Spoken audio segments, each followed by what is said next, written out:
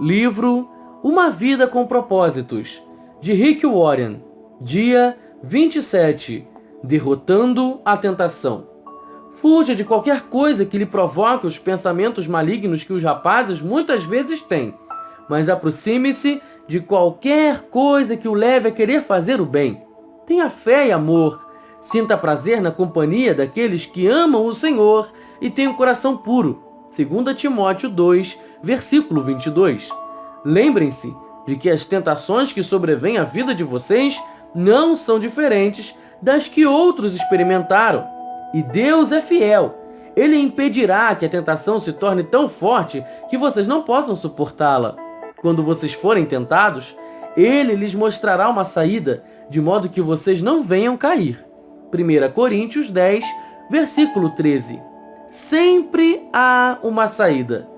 Pode ser que às vezes você sinta que uma tentação é forte demais para ser tolerada, mas isso é uma mentira de Satanás. Deus prometeu nunca permitir que houvesse sobre você mais do que Ele colocou dentro de você para lidar com a situação. Ele não permitirá nenhuma tentação que você não possa superar. Entretanto, você também deve fazer sua parte, praticando 4 fundamentos bíblicos para derrotar a tentação. Redirecione sua atenção para outra coisa. Pode lhe surpreender, mas em nenhuma parte da Bíblia há orientação para resistir à tentação. Somos orientados a resistir ao diabo, mas isso é muito diferente, como explicarei mais tarde. Em vez disso, somos aconselhados a redirecionar nossa atenção, porque resistir a um pensamento não funciona. Isso só aumenta a nossa concentração na coisa errada e fortalece a sedução. Deixe-me explicar. Toda vez que você tenta bloquear um pensamento, você o empurra mais para o fundo de sua memória. Resistindo, você na verdade o fortalece. Isso ocorre principalmente com as tentações. Você não derrota a tentação combatendo a sensação que ela traz. Quanto mais você combate um sentimento, mais ele consome e controla você. Você o fortalece cada vez que pensa nele. Como a tentação sempre começa com o pensamento, a forma mais rápida de neutralizar seu fascínio é desviar sua atenção para outra coisa. Não combata o pensamento, apenas mude o canal de sua mente e concentre seu interesse em outra ideia. Esse é o primeiro passo para derrotar a tentação. Você ganha ou perde a batalha contra o pecado na mente. O que prende sua atenção prenderá você. Foi por isso que Jó falou: fiz acordo com os meus olhos de não olhar com cobiça para as moças. E Davi orou: não me deixes ficar pensando em coisas sem valor. Você já assistiu a um anúncio de comida na televisão e de forma súbita sentiu-se faminto? Você já ouviu alguém tossir e imediatamente sentiu vontade de limpar a garganta? Já assistiu alguém dando um grande bocejo e sentiu o impulso de bocejar? Você talvez esteja bocejando agora, mesmo enquanto lê isto. Esse é o poder da sugestão. Naturalmente, nos movemos para onde dirigimos a atenção. Quanto mais você pensa a respeito de alguma coisa, com mais força ela se apodera de você. É por isso que ficar repetindo: eu preciso parar de comer tanto, eu preciso parar de comer tanto, eu preciso parar de fumar, eu preciso parar de fumar, ou eu preciso parar de me entregar ao desejo sexual ilícito, é uma estratégia contraproducente. Ela o mantém concentrado no que você não quer. É como anunciar: nunca vou fazer o que minha mãe fez. Dizendo isso, você está apenas se programando para repetir o que foi feito. A maioria das dietas não funciona porque mantém você pensando em comida o tempo todo, garantindo que você ficará faminto. Do mesmo modo, um orador que fique repetindo para si mesmo: não fique nervoso, não fique nervoso, não fique nervoso, programa-se para ficar nervoso. Em vez disso, ele deveria concentrar seus pensamentos em qualquer coisa, exceto suas sensações. Poderia concentrar-se em Deus, na importância do discurso ou nas necessidades dos que irão ouvi-lo. A tentação começa capturando sua atenção. O que capta a sua atenção desperta suas emoções. Então suas emoções ativam seu comportamento e você age baseado no que sente. Quanto mais você se concentrar em "eu não quero fazer isso", com mais força isso o aprisionará em sua teia. Ignorar a tentação é muito mais eficiente do que combatê-la. Uma vez que sua mente esteja focada em alguma outra coisa, a tentação perde força. Então, quando a tentação o chamar ao telefone, não discuta com ela. Apenas desligue. Não é raro que isso signifique sair fisicamente de uma situação tentadora. Trata-se de uma ocasião em que não é errado fugir. Levante e desligue o televisor. Afaste-se de um grupo que está fofocando. Deixe o cinema no meio do filme. Não fique evitando o ferrão. Afaste-se das abelhas. Faça o que for necessário para desviar sua atenção em outra direção. Da perspectiva espiritual, a mente é seu órgão mais vulnerável. Para reduzir a tentação, mantenha-a ocupada com a palavra de Deus e com bons pensamentos. Você derrota os maus pensamentos pensando em algo melhor. É o princípio da substituição. Você sobrepuja o mal com o bem. Satanás não pode tomar sua atenção quando sua mente está preocupada com algo mais. É por isso que a Bíblia insiste em que mantenhamos a mente direcionada. Fixem seus pensamentos em Jesus. Lembre-se de Jesus Cristo. Encham a mente de vocês com tudo que é bom e merece elogios. Isto é, tudo que é verdadeiro, digno, correto, puro, agradável e decente. Se você realmente quer derrotar a tentação, deve administrar sua mente e controlar o que absorve na mídia. O mais sábio homem que já viveu advertia: tenha cuidado com o que você pensa, pois a sua vida é dirigida pelos seus pensamentos. Não permita que lixo entre em sua mente sem critério. Seja seletivo. Escolha cuidadosamente aquilo em que pensar. Siga o exemplo de Paulo. Levamos cativos todo pensamento para torná-lo obediente a Cristo. Isso exige a prática de toda uma vida, mas com a ajuda do Espírito Santo você pode reprogramar sua forma de pensar. Revele sua luta a um amigo devoto ou a um grupo de apoio. Você não tem de espalhar para todo mundo, mas precisa ao menos de uma pessoa com quem possa abertamente partilhar sua luta. A Bíblia diz: é melhor ter um amigo do que ficar sozinho. Se você cai, seu amigo pode ajudá-lo a levantar-se. Mas se você cai sem ter um amigo por perto, está realmente em dificuldades. Deixe-me ser claro. Se você está perdendo a batalha contra um mau hábito persistente, um vício ou uma tentação, e está emperrado em um ciclo repetitivo de intenção, fracasso, culpa, não irá se recuperar por conta própria. Você precisa de ajuda de outras pessoas. Algumas tentações são vencidas somente com a ajuda de um parceiro que ore por você e o incentive. Alguém a quem você possa prestar contas.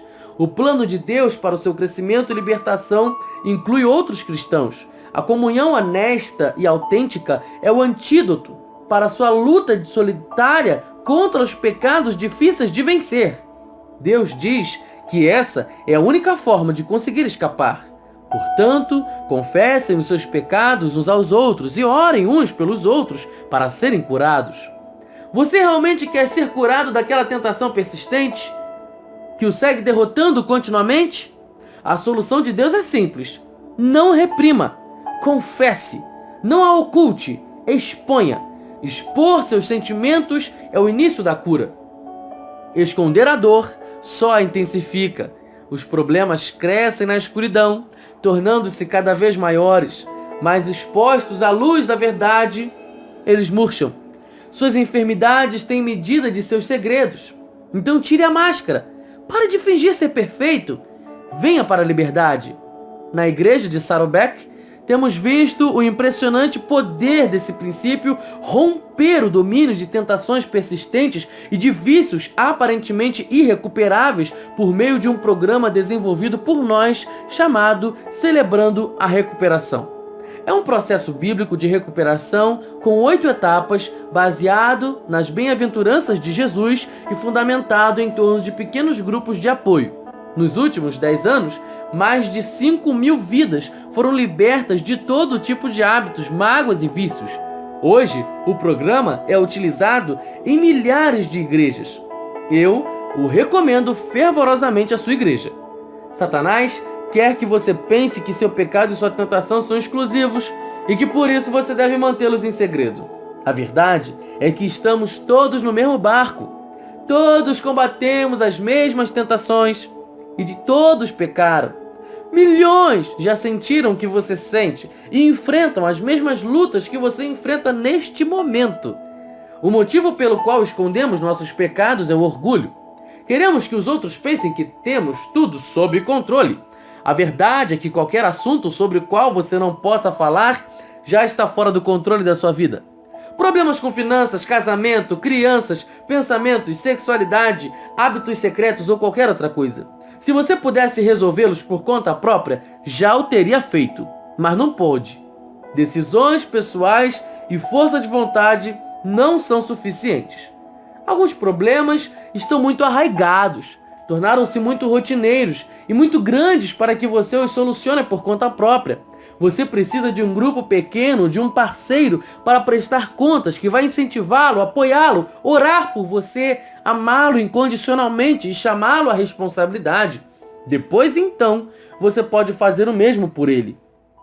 Sempre que alguém confia em mim dizendo, eu nunca disse isso a alguém, fico entusiasmado com aquela pessoa, porque sei que ela está para experimentar um grande alívio e libertação. A válvula de pressão está para ser aberta e pela primeira vez ela vislumbrará uma esperança para o futuro. Isso sempre acontece quando fazemos o que Deus nos manda fazer, quando admitimos nossas lutas a um amigo que seja um cristão consagrado. Deixe-me fazer uma pergunta difícil. O que você finge não ser um problema na sua vida? De que você tem medo de falar? Você não irá resolver isso por conta própria. Sim, é humilhante admitir nossas fraquezas perante outras pessoas, mas é exatamente a falta de humildade que o está impedindo de melhorar. A Bíblia diz, Deus se opõe aos orgulhosos, mas concede graça aos humildes. Portanto, submetam-se a Deus. Resista ao diabo. Após termos nos humilhado e submetido a Deus, somos orientados a desafiar o diabo. A parte final de Tiago 4:7 diz, resistam ao diabo e ele fugirá de vocês. Não nos resignemos pacificamente diante de seus ataques. Devemos contra-atacar. O Novo Testamento descreve muitas vezes a vida cristã como uma batalha espiritual contra as forças do mal, utilizando termos que aludem à guerra, como batalha, conquistar, luta, superar. Os crentes são muitas vezes comparados a soldados servindo em território inimigo. Como podemos resistir ao diabo? Paulo explica. Usem o capacete da salvação e a espada do Espírito, que é a palavra de Deus. O primeiro passo é aceitar a salvação de Deus. Você não será capaz de dizer não ao diabo, a menos que tenha dito sim a Cristo. Sem Cristo, não temos defesas contra o diabo. Mas com o capacete da salvação, nossa mente é protegida por Deus. Lembre-se disto. Se você é um crente, Satanás não pode obrigá-lo a fazer coisa alguma. Pode apenas sugerir. Segundo, você deve usar a palavra de Deus como arma contra Satanás. Jesus deu exemplo dessa atitude quando foi tentado no deserto. Toda vez que Satanás sugeria uma tentação, Jesus reagia citando as Escrituras. Ele não discutiu com Satanás. Ele não disse, eu não estou com fome. Quando foi tentado a usar seu poder para uma necessidade pessoal, ele simplesmente citou uma parte das Escrituras que havia memorizado. Nós devemos fazer o mesmo. Há poder na palavra de Deus, e Satanás a teme. Jamais tente argumentar com o diabo. Ele argumenta melhor do que você, pois teve milhares de anos para praticar. Você não pode enganar Satanás com sua lógica ou opinião, mas pode usar a arma que o faz tremer, a verdade de Deus. É por isso que memorizar as Escrituras é absolutamente essencial para derrotar as tentações. Você a acessa rapidamente quando é tentado. Como Jesus, você tem a verdade guardada no coração, pronta para ser lembrada. Se você não sabe nenhum versículo bíblico de cor, sua arma está sem balas. Eu o convido a memorizar um versículo por semana, pelo resto de sua vida. Imagine como você ficará mais forte. Perceba sua vulnerabilidade. Deus nos adverte para nunca ficarmos orgulhosos ou muito confiantes, que é a receita para a desgraça. Jeremias disse: o coração é mais enganoso que qualquer outra coisa. Sua doença é incurável. Isso significa que somos bons em enganar a nós mesmos. Nas circunstâncias adequadas, qualquer um de nós é capaz de qualquer pecado. Não devemos jamais baixar a guarda e imaginar que somos imunes às tentações. Não se ponha por descuido em situações que lhe tragam tentações. Evite-as. Lembre-se de que é mais fácil ficar fora das tentações do que sair delas. A Bíblia diz: não seja imaturo nem autoconfiante. Você não é exceção. Você pode cair de cara no chão, como qualquer um. Esqueça a autoconfiança. Ela não vale nada. Cultive a confiança em Deus. 27º dia. Pensando sobre o meu propósito. Um tema para reflexão. Sempre há uma saída. Um versículo para memorizar. Deus é fiel. Ele impedirá que a tentação se torne tão forte que vocês não possam suportá-la. Quando forem tentados, Ele lhes mostrará uma saída de modo que vocês não venham a cair. 1 Coríntios 10, versículo 13. Uma pergunta para meditar. A quem eu poderia pedir para ser meu parceiro espiritual, para me ajudar a derrotar uma tentação persistente, orando por mim? Voz, Daniel Moura de Paula.